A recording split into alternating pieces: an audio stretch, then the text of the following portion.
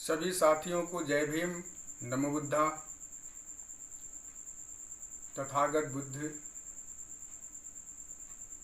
पूरे 45 वर्षों तक घूम घूम करके सभी मानवों के सुख में अभिवृद्धि के लिए, शांति में अभिवृद्धि के लिए देशना किया। भगवान बुद्ध समता, मानवता और नैतिकता के जो संदेश दिए उसका कोई जवाब नहीं है। उसी प्रकार भगवान बुद्ध ने जीवन की सूक्ष्म से सूक्ष्म बातों का मनन करके, अध्ययन करके हमारे सामने प्रस्तुत किया है। उन्होंने उत्तम किस्म का दार्शनिक विचार दिया। बुद्ध के दर्शन को हम अगर आसान तरीके से व्यक्त करना चाहें तो हम ऐसे कर सकते हैं कि बुद्ध के दर्शन की जो बातें हैं उसमें पहला है अनता, अध्रुव, अनित्य। अनता मतलब आत्मा नाम की कोई चीज नहीं। अनात्मवाद, आत्मा दुख है, आत्मा का कोई अस्तित्व नहीं है।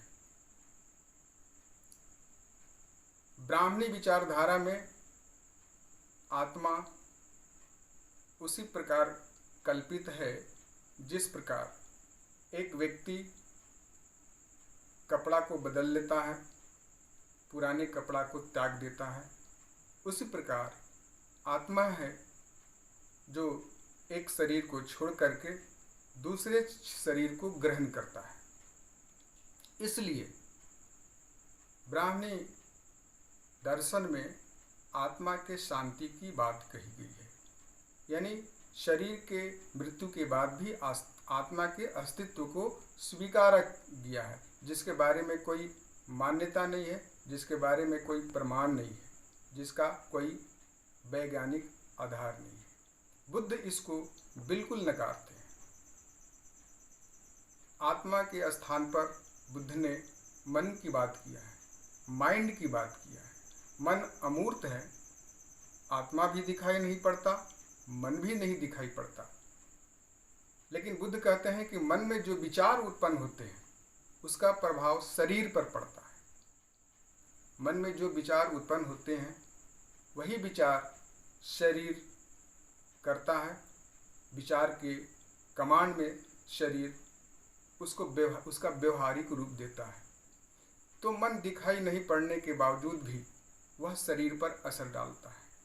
दूसरी बात, मन शरीर के साथ जन्म लेता है और शरीर के साथ मर भी जाता है।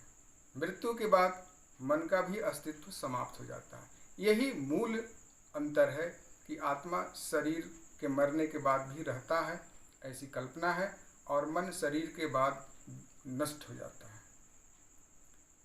बुद्ध दर्शन में मन को नाम कहा गया है और शरीर को रूप कहा गया है।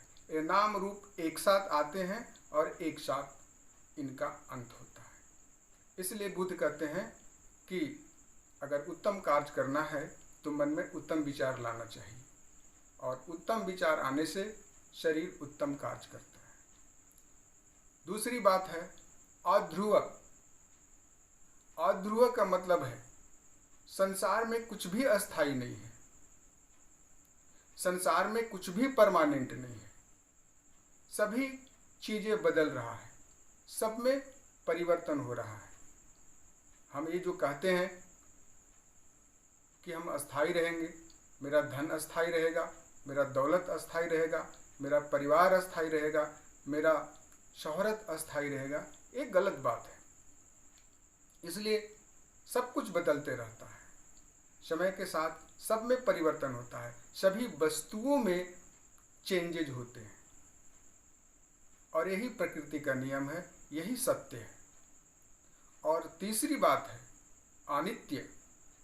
बुद्ध कहते हैं सर्वम अनित्यम, कुछ भी अमर नहीं है।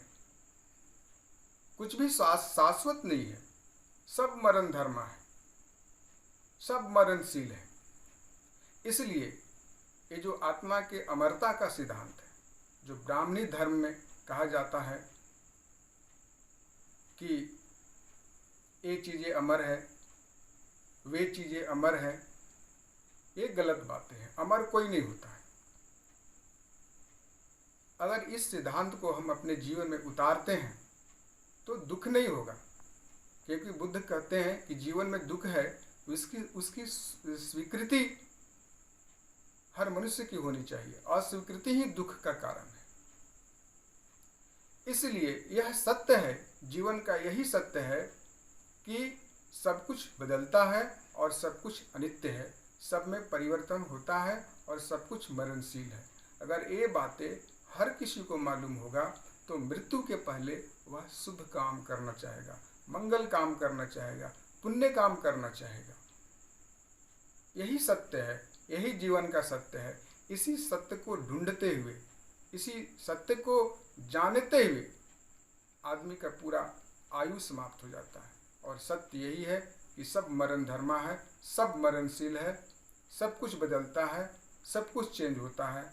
इसलिए इस सत्य को जान करके मृत्यु के पहले आदमी को शुभ काम करना चाहिए, मंगल काम करना चाहिए, और वैसा कोई भी काम नहीं करना चाहिए जिससे कि उसकी बदनामी हो, जिससे कि उसके परिवार और समाज में लांछन लगे। तो अन्यता, अध्रुव, अनित्य, ये बुद्ध दर्शन के मुख्य बातें हैं।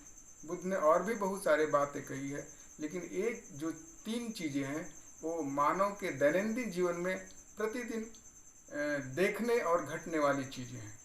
हर आदमी इन चीज़ों से प्रभाव में आता है। तो इसलिए अगर व्यक्ति इन तीनों बुद्ध के दर्शन को ठीक ठीक समझेगा तो उसको दुख नहीं होगा, कष्ट नहीं होगा। धन्यवाद। नमो बुद्धाय। जय भीम।